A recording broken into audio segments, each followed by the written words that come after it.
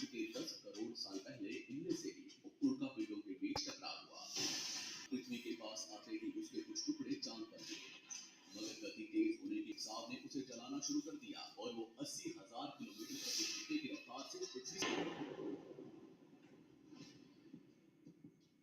यहाँ रात के 1:30 बज रहे थे। टकराने से 4 मिनट पहले पूरी पृथ्वी पर उजाला हो चुका था।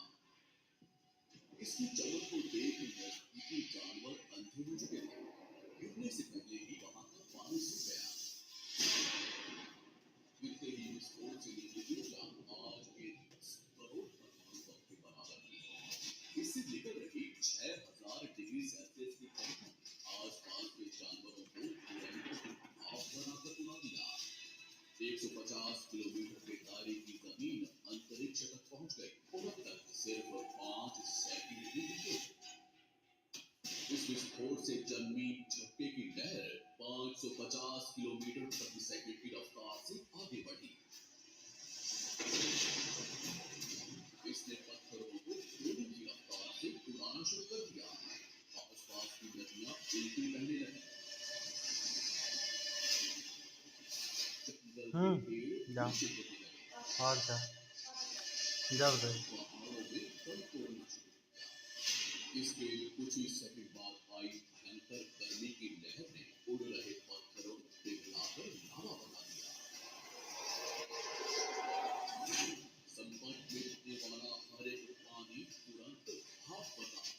समुद्र के अंदर उबाल शुरू होने लगा। पलक झपकते ही जंगल सूख रहे थे। जानवरों का शरीर उबल रहा था और तो सिर्फ शुरुआत ही हुई है। टकराव से हजारों टन अंतरिक्ष में पहुंचा था, जो गुरुत्वाकर्षण की वजह से पृथ्वी के चारों तरफ फैलकर पृथ्वी पर गिरने लगा। उसमें भी आग लग रही थी और जहां ये गिर रहे थे वहां कई किलोमीटर तक विनाश हो रहा था। टकराव ने पृथ्वी को अंदर से भी हिला दिया था, जिससे कुछ ही सेकंड में पृथ्वी पर भूकंप आना शुरू हो गया। भूकंप की तीव्रता ज्यादा थी, इसलिए समुद्र का पानी जमीन में बैठे रेत से मिलने लगा, जिससे जीवों को घुटन होने लगी और वहां भी पतन शुरू हो गया। अभी सिर्फ 5 मिनट ही बीते हैं और बाहर जानवरों में भगदड़ मच चुकी है, जिससे वहां के पूरे रेगिस्तान वातावरण में घूमने लगे और बादल जहरीले होने शुरू हो गए। इसके पीछे टकराव ने समुद्र के पानी को बादलों से भी ऊंचा उठा दिया था, जिससे गर्म पानी की भयानक बाढ़ आ रही थी। 5 घंटे के अंदर पूरी पृथ्वी धूल से ढक गई। पृथ्वी का औसत तापमान कई 100 डिग्री सेल्सियस तक पहुंच चुका था। पूरी दुनिया के जंगलों में आग लगी थी और भूकंप ने मरे हुए ज्वालामुखी को उजागर कर दिया था।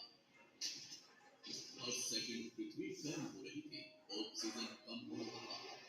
पृथ्वी पर जमीन बर्फ पिघल रही थी और नदियों में बाढ़ आना शुरू हो चुका था। इस महाविनाश वाले कीड़े मकोड़े और स्तनधारी जीव भी न बचे थे। पृथ्वी की 70% आबादी विलुप्त हो चुकी थी। कुछ डायनासोर्स अभी भी जिंदा थे, जो या तूफान ने बचा लिया था